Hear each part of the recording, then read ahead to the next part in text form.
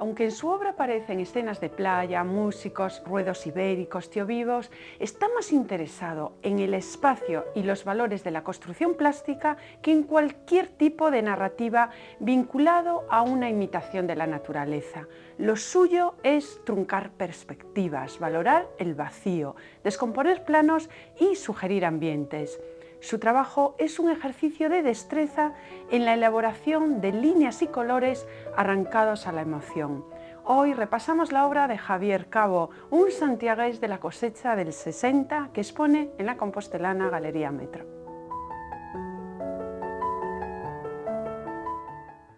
Bienvenido, Javier, Espacio de Arte. Vamos a empezar con un cuestionario breve para conocerte. 2 carreras a cuestas, un doctorado y profesor de didáctica de artes plásticas. ¿Alguna meta académica te queda por alcanzar? No, vamos a ver, si yo doy clases es única y es exclusivamente porque no puedo vivir exclusivamente de la pintura, es decir, mis intereses básicos van mucho más hacia mi desarrollo creativo que hacia la propia profesión didáctica, aunque intento hacerlo lo mejor posible también en ese sentido, por supuesto. Desde luego acabas con el mito de artista poco formado de principios del siglo XX. Ese mito ya estaba muy tocado de figuras como Leonardo, por ejemplo, es decir, que ya desde el Renacimiento, cuando acaba la distinción entre la confusión que se hacía hasta entonces del artesano con el artista, y este se convierte, por así decirlo, en el equivalente del profesional humanista, alguien con una entidad intelectual clara, pues desde entonces ha habido, creo yo, suficientes artistas con una dimensión conceptual, con una capacidad de estudio, de análisis literaria incluso, que creo que basta para echar ese mito definitivamente por tierra. Quevedo miró los muros de la patria suya y los encontró desmoronados. ¿Cómo encuentras tú el mundo del arte? ¿Que va o que no va para adelante? Bueno, desde el fin de las vanguardias, es decir, desde hace como unos 30 años, evidentemente hay una situación diferente. Ha acabado ya por agotamiento esa dinámica de movimientos que se sucedían unos a otros. Nos encontramos en una época de sincretismo, de una síntesis más o menos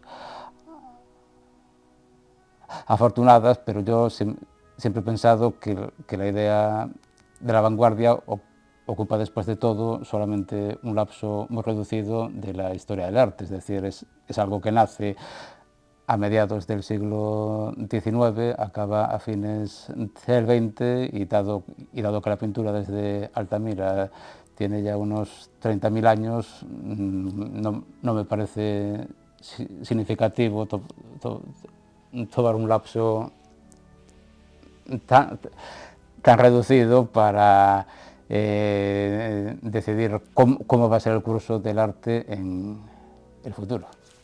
¿Eres vendedor de ti mismo como artista o tienes que mejorar en algo?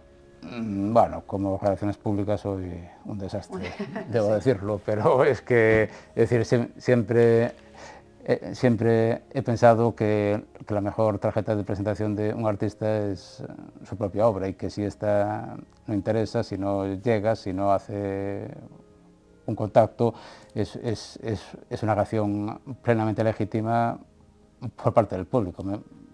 Me parecería verdaderamente una impertinencia insistir o intentar forzar la comunicación de mi obra con alguien que no fuera receptivo a la misma. Soy el primero en reconocer que es una obra con unas características particulares que puede caer más o menos simpática, ser más o menos atrayente a unas personas u otras, y nunca me ha parecido mal cuando he sentido un rechazo en ese sentido. Bueno, la crítica no te puedes quejar porque no te ha tratado mal. No me ha tratado mucho en ningún sentido, pero en fin. Bueno, Esperemos. ha habido, perdona, Sebe Penela es un gran crítico Sí, y un comisario testimonio de interesante. exposiciones. He visto algún estudio y he visto algún otro, alguna entrevista de rigor. Y bueno, a la hora de leer, ¿qué tienes en tu mesilla? Ahora tengo recién empezado El guardián en el centeno de Salinger, que es la primera obra, por cierto, que he leído de ese autor. Y que habrás recomendado a tus alumnos, porque es un libro La, generalmente... la recomendaré cuando la acabe, si acaso. Es decir, Bueno. aún estoy en los primeros capítulos. Bueno, vamos a pasar a la exposición que Sí. toca, Relatos cotidianos. Realmente es una pintura alejada de esos relatos cotidianos, va muchísimo más. Desde luego se aparta de cualquier anécdota literaria. ¿Qué presentas en Metro? Bueno, una antología de mi obra más reciente, de distintos tamaños, distintos formatos, distintos temas, todos en la técnica de acrílico, a veces sobre tela, otros sobre tabla, y que intentan dar como una imagen, una serie de lo que yo pretendo buscar ahora en cuestión de la reducción de la forma a planos, de la expresión cromática a través de la pasta pictórica, del tratamiento de las superficies, del juego de luces, de la incorporación del dibujo a la propia pintura a base Desgraciados, de, ¿no? a base de trazos, es decir, de la propia superficie pictórica trabajada casi como si fuese un relieve, etcétera, etcétera. Nos gusta incidir en esa técnica porque hay un sello muy tuyo, es el empleo de yute y la arpillera. Bueno, el yute, es decir, es una superficie, es una tela que aunque no ha sido la mayoritaria, ha sido empleada muchas veces. Es decir, me gustaría indicar aquí, por ejemplo, que Van Gogh trabajaba preferentemente sobre arpillera. Es decir, era un soporte plenamente homologado en ese sentido y que iba muy bien a su propio estilo lleno de expresividad, y que otro artista español vivo, que es uno de los que más admiro, por cierto, y que utiliza masivamente la arpillera, es Manuel Valdés. Como antes lo había hecho ya desde un enfoque puramente abstracto, Manolo Millares. Ahora nos estás dando unos referentes puntuales, pero si miramos a tu obra, quizá nos trae más a la memoria los sismos, por ejemplo, el cubismo, Sí. El posimpresionismo, quizá por ese juego de planos, por ese deshacer la imagen, que por cierto, viendo tu primera obra y la de ahora, vemos una clara evolución. Sí, cuando uno se encuentra bajo el influjo del cubismo es, por desgracia, sumamente fácil caer como en una geometrización por sistema, es decir, descomponer una Planos. figura como un juego de planos, casi como un poliedro de una manera mecánica. Eso queda a la larga frío, como una pintura robótica que contrasta, por supuesto, con las verdaderas calidades del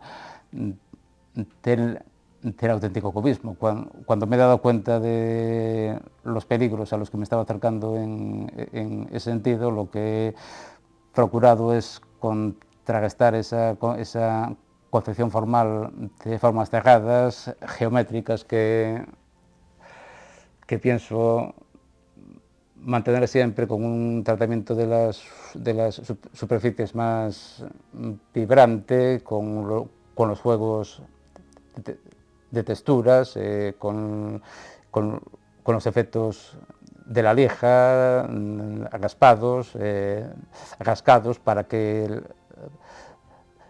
la impresión de conjunto no sea tan fría, tan monocorde. Vale, a pesar de que las tonalidades finales suelen ser las gamas frías, por ejemplo, esos verdes y azules, y aunque haya muchos ocres. ¿Estos colores tienen algo que ver con nuestra condición oceánica? Sí, es decir, en mi opinión, la auténtica patria de un pintor es la luz. Cada pintor tiene una luz propia, específica, de una región u otra, es decir, está en su ambiente. Yo he sentido una sintonía desde el primer momento con unas luces frías, contrastadas, con unos ambientes donde el sol es más la excepción que la norma, y en ese sentido, pues efectivamente que no he salido de ese tipo de iluminación. Bueno, otro que tiene sintonía y precisamente con tu obra es el galerista Javier Blanco. Esta es la semblanza que hace sobre tu trabajo. Mi relación con Javier Cabo se remonta pues a hace muchos años, y lo que observo a lo largo de todo ese tiempo es una estabilidad en cuanto a su forma de trabajar. A lo largo de estos años se desvió muy poco de quizá unos criterios que son la pauta para sus creaciones. Es una obra que mantuvo el concepto de austeridad a lo largo de los años, austeridad en cuanto a materiales, a soportes, arpilleras, materiales muy sencillos, montados sobre tablas, que en la mayor parte de los casos recicladas, austeridad en el color, austeridad en la composición, composiciones muy racionales, muy al servicio de un fin pictórico y plástico, una pintura que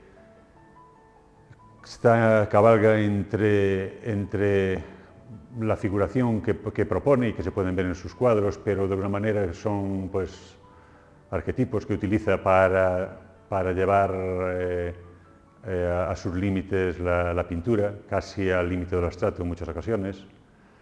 Me parece una persona, tanto a nivel personal como artístico, sincera, coherente, muy coherente con mucha coherencia entre su obra y su vida.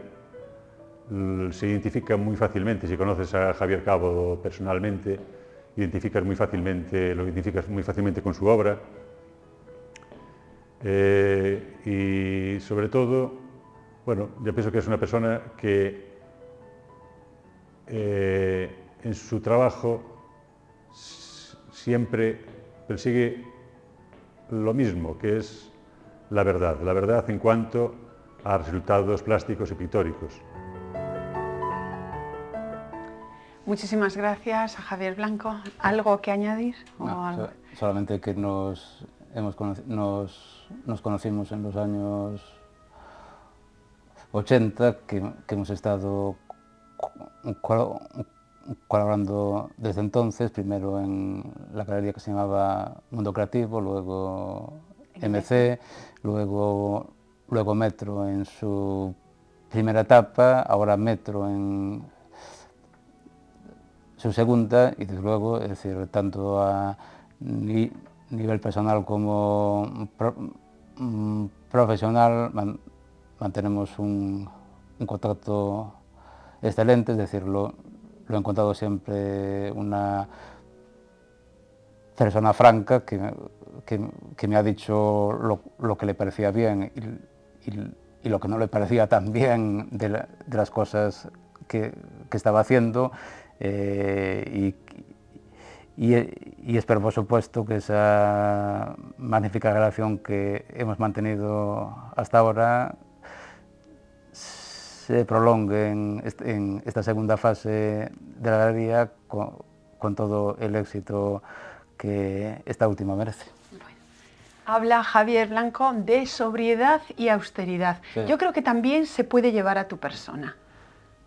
Bueno, es decir, lo de establecer esas equivalencias automáticas entre la vida de una persona y su obra pictórica puede ser a veces un tanto arriesgado, es decir, a veces cae como en un psicoanálisis barato que intenta extraer conclusiones demasiado apresuradamente, pero sí es verdad que no soy una persona de lujos, que lo que me interesa básicamente es pintar, y que desde luego si no hubiese un tipo de relación, un nexo, una vía de unión entre lo que soy, lo que hago y lo que pinto, pues yo sería pura y simplemente un farsante. Bueno, tu tesis doctoral está dedicado al espacio, al tiempo y al objeto surrealista.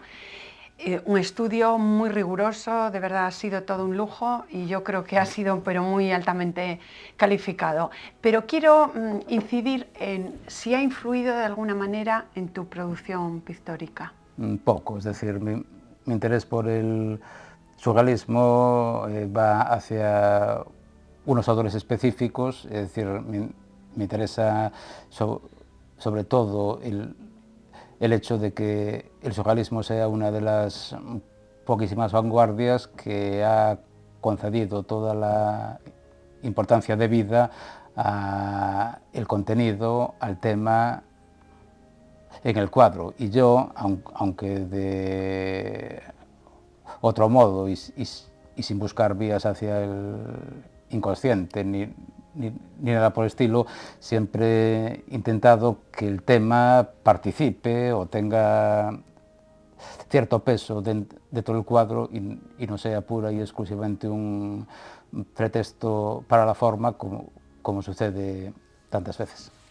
A mí nos ha interesado mucho bueno, por cierto lo hemos leído, pero porque has desentrañado muy bien en tu estudio, todo el misterio de la imagen surrealista. Bueno, todo imposible, es decir, en cualquier tipo de imagen, y si cabe más aún en la surrealista, hay un trasfondo, hay algo atrás que no se agota nunca. De hecho, la perpetua fascinación que siguen ejerciendo sobre nosotros obras de autores como de Chirico, Magritte o el propio Dalí deriva de eso, es decir, por muchas que sean las generaciones de espectadores que se asomen a ellas, siempre queda algo por desentrañar. Has publicado varios artículos sobre la didáctica de las artes y de hecho impartes docencia sobre este tema. ¿Nos podrías tocar algunos aspectos esenciales? Bueno, es decir, yo doy clase a los que van a ser futuros profesores de infantil y de primaria, entonces tengo que adaptar mi docencia en ese sentido a las necesidades de unos niños de esas edades. Intento que los futuros maestros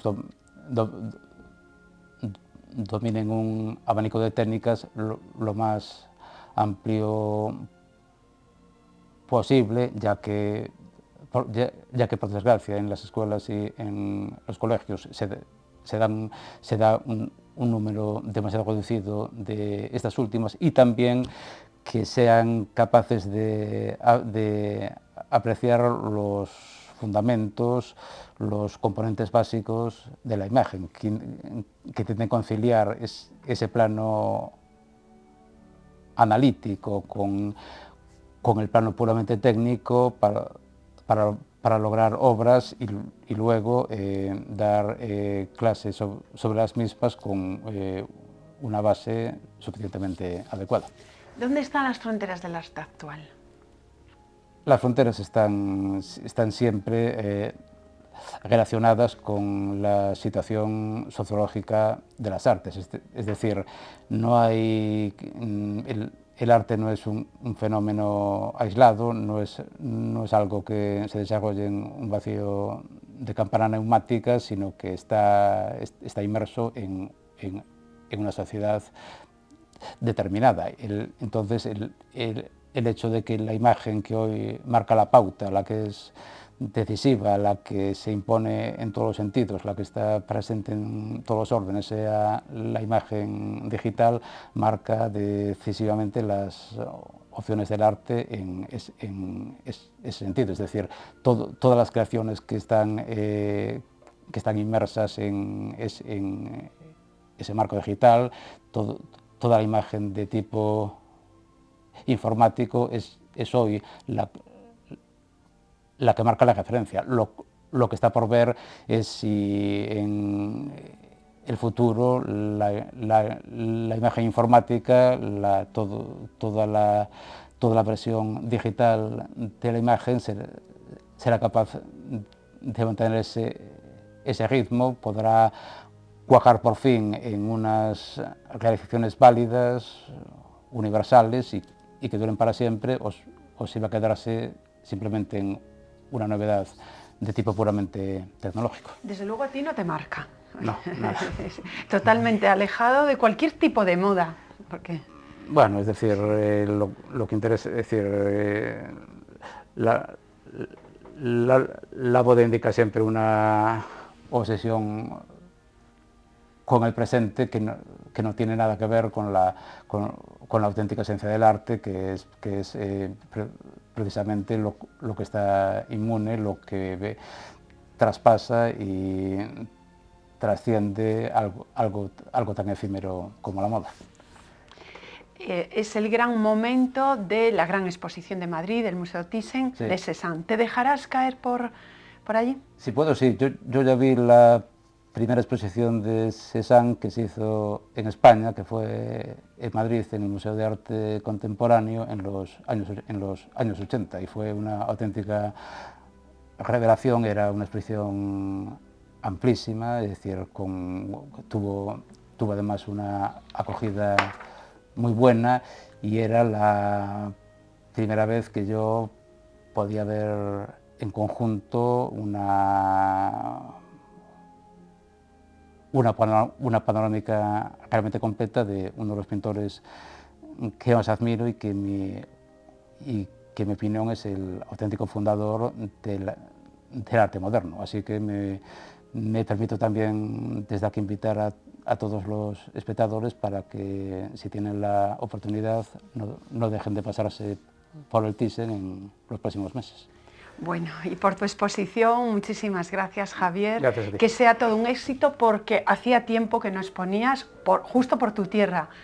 Así que hasta la próxima cita. Gracias. Los suyos son escenas urbanas como Tío Vivos, ruedos ibéricos, escenas de playa, pero nunca como transcripción de la realidad. Le gusta la cocina de la pintura, los materiales, descomponer la imagen, jugar con los planos y las perspectivas, y sobre todo la luz. Esa luz que nos emociona. Una pintura realmente con mucha técnica. Si no me creen, vayan a la compostelana Galería Metro.